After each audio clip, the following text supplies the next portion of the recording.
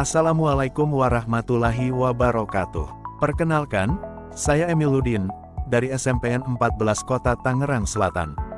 Calon guru penggerak Angkatan 10. Saya akan memaparkan tugas koneksi antar materi, modul 1.4, budaya positif. Kesimpulan saya, dalam menciptakan budaya positif di sekolah. Seorang guru harus memiliki peran kunci dalam menciptakan budaya positif di sekolah melalui sikap, komunikasi, kolaborasi, konsistensi, dan umpan balik yang mereka berikan kepada siswa dan komunitas sekolah secara keseluruhan. Budaya positif tersebut dapat dijalankan dengan menerapkan konsep-konsep inti seperti disiplin positif, motivasi perilaku manusia, posisi kontrol restitusi, keyakinan sekolah atau kelas, segitiga restitusi. Disiplin positif merupakan pendekatan dalam mengelola perilaku siswa yang menekankan pada pembelajaran, pengajaran, dan pembinaan hubungan yang positif antara guru dan siswa, dan menumbuhkan kesadaran diri berdasarkan nilai-nilai kebajikan. Prinsip utama dari disiplin positif: 1. Memahami alasan di balik perilaku. 2. Membangun hubungan yang positif. 3. Mengajarkan keterampilan sosial. 4. Memberikan pilihan yang positif. Disiplin positif dapat membuat murid memahami dan menyadari berdasarkan motivasi internal, bukan akibat paksaan, pujian, atau hukuman. Selanjutnya, motivasi perilaku manusia. Diane Gossen dalam bukunya, Restructuring School Discipline, menyatakan ada 3 motivasi perilaku manusia. 1. Untuk menghindari ketidaknyamanan atau hukuman. 2. Untuk mendapatkan imbalan atau penghargaan dari orang lain. 3. Untuk menjadi orang yang mereka inginkan, dan menghargai diri sendiri dengan nilai-nilai yang mereka percaya. Posisi kontrol restitusi. Posisi kontrol ada 5, yaitu guru sebagai penghukum, guru sebagai pembuat rasa bersalah, guru sebagai teman, guru sebagai pemantau, dan guru sebagai manajer. Dari kelima posisi tersebut, sebagai seorang guru sebaiknya menggunakan posisinya sebagai manajer. Sebagai manajer, guru berbuat sesuatu bersama murid, mempertanggungjawabkan perilakunya, dan mendukung murid, agar dapat menemukan solusi atas permasalahannya sendiri. Selanjutnya, keyakinan sekolah atau kelas. Keyakinan sekolah atau kelas adalah serangkaian prinsip atau nilai-nilai yang dipercayai dan dianut oleh semua anggota komunitas sekolah atau kelas. Ini adalah dasar bagi budaya sekolah atau kelas yang diinginkan, mencerminkan tujuan bersama, norma, dan harapan yang dijalankan oleh semua individu yang terlibat dalam proses pembelajaran. Keyakinan sekolah atau kelas berupa pertanyaan-pertanyaan universal yang mudah diingat dan dipahami, dan harus ditetapkan di lingkungan sekolah. Berikutnya, penerapan segitiga restitusi dalam penyelesaian masalah. Tahapan segitiga restitusi ada 3, yaitu, yang pertama, menstabilkan identitas. Yang kedua, validasi tindakan yang salah. Dan yang ketiga, menanyakan keyakinan. Tahapan segitiga restitusi tujuannya menghasilkan murid yang mandiri dan bertanggung jawab. Keterkaitan antar materi. Adapun keterkaitan antar materi, budaya positif dengan 3 materi sebelumnya, yaitu, yang pertama budaya positif filosofi Ki Hajar Dewantara. Dengan menjalankan budaya positif di sekolah, maka akan mempermudah dalam tercapainya tujuan pendidikan nasional, sesuai filosofi Ki Hajar Dewantara, yaitu pendidikan yang berpihak pada murid, dan bersifat menuntun. Yang kedua, budaya positif, nilai dan peran guru penggerak.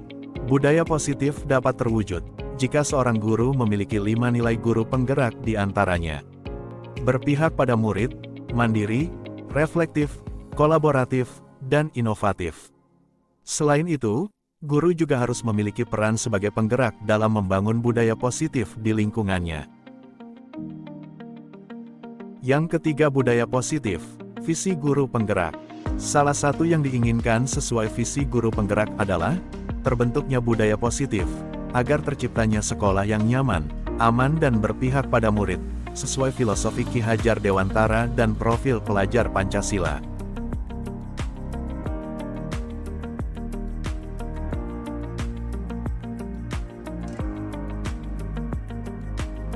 Saya sudah memahami konsep inti dari modul 1.4 Budaya Positif. Pemahaman modul 1.4 ini akan saya implementasikan dalam lingkungan sekolah, serta berbagi praktek baik dengan rekan guru lain. Hal menarik bagi saya pribadi yaitu, saat mempelajari motivasi perilaku manusia berupa hukuman. Ternyata hukuman yang dilakukan guru selama ini tidak baik terhadap murid. Hukuman bersifat searah yang dilakukan oleh guru, tanpa melakukan kesepakatan terlebih dahulu. Dampak hukuman bagi murid dapat merusak hubungan, mengurangi motivasi belajar dan memperkuat perilaku negatif terhadap murid.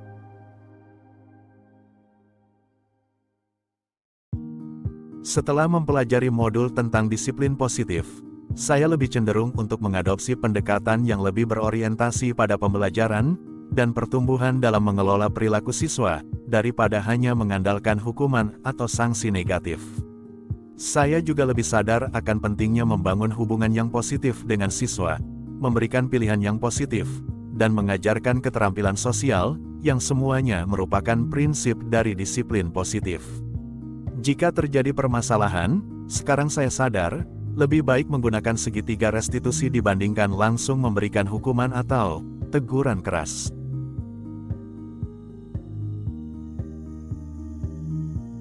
Saya menangani siswa yang berkelahi di kelas. Saya menggunakan langkah-langkah dalam segitiga restitusi, yaitu menstabilkan identitas, validasi tindakan yang salah, dan menanyakan keyakinan.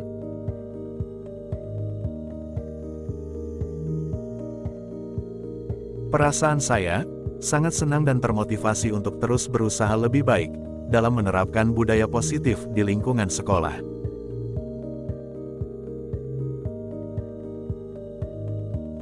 Hal yang sudah baik menurut saya adalah, sudah mulai munculnya motivasi internal pada murid, untuk melaksanakan budaya positif sesuai dengan nilai-nilai kebajikan yang diyakini. Dan yang harus diperbaiki adalah dengan menjadikan posisi manajer saat menangani masalah.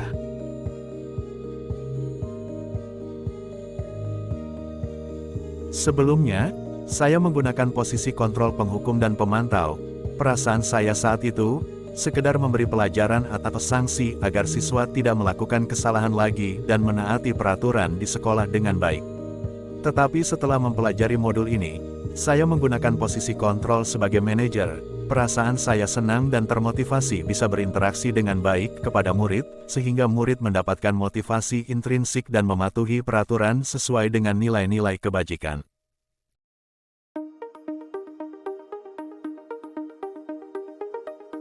Iya pernah, tetapi saya tidak mengetahui itu merupakan segitiga restitusi.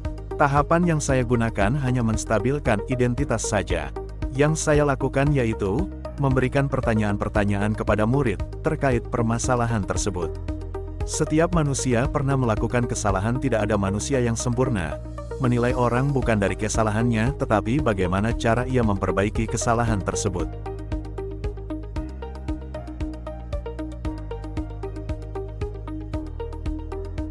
Hal lain yang penting dipelajari dalam proses menciptakan budaya positif adalah komunikasi yang terbuka antar siswa, guru dan staf lainnya, kolaborasi antara sekolah dan orang tua murid, keadilan dan kesetaraan, pemantauan dan umpan balik, bertujuan agar budaya positif ini menjadi suatu kebiasaan atau karakter baik di lingkungan sekolah maupun di lingkungan manapun. Terima kasih sudah menyaksikan video ini. Salam guru penggerak, tergerak, bergerak, menggerakkan. Wassalamualaikum warahmatullahi wabarakatuh.